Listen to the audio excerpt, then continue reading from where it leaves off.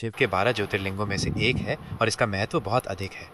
इसकी स्थापना से जुड़ी मुख्य कहानी रावण और भगवान शिव से संबंधित है। माना जाता है कि लंकापति रावण भगवान शिव का परम भक्त था। उसने शिवजी को प्रसन्न करने के लिए कठोर तपस्या की थी।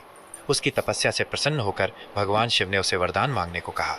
रावण ने वरदान में शिवजी से ये मांगा कि वे लंका चलकर उनके साथ निवास करें ताकि लंका हमेशा सुरक्षित रहे।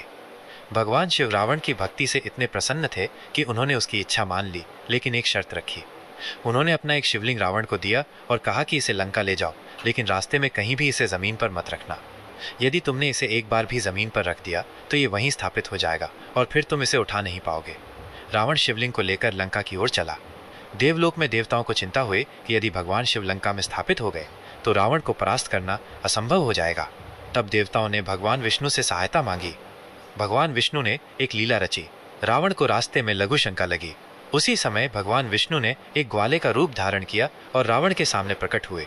रावण ने ग्वाले से शिवलिंग को थोड़ी देर पकड़ने का अनुरोध किया। ग्वाले रूपी भगवान विष्णु ने शर्त रखी कि वे शिवलिंग को ज्यादा देर तक नहीं पकड़ेंगे और यदि उन्हें देर हुई तो वे इसे जमीन पर रख देंगे।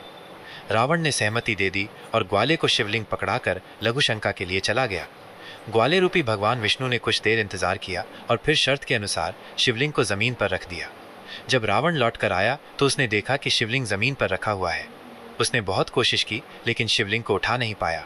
ये वही स्थान है जिसे आज बैद्यनाथ धाम के नाम से जाना जाता है। रावण को बहुत क्रोध आया और उसने उस शिवलिंग पर एक मुक्का मारा, जिससे शिवलिंग का एक टुकड़ा टूट गया। आज भी उस शिवलिंग पर वो निशान देखा जा सकता है। ज्योतिषीय महत्व। ज्योतिष में बैद्यनाथ ज्योतिर्लिंग का विशेष महत्व है। माना जाता है कि यहाँ भगवान शिव की पूजा करने से भक्तों को असाध्य रोगों से मुक्ति मिलती है और उन्हें उत्तम स्वास्थ्य का आशीर्वाद प्राप्त होता है।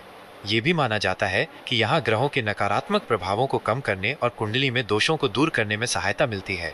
जो लोग बीमारियों से पीड़ित हैं या जिन्हें स्वास्थ्य संबंधी परेशानियां हैं, उनके लिए बैद्यनाथ धाम की यात्रा और शिवलिंग के दर्शन बहुत शुभ माने जाते हैं।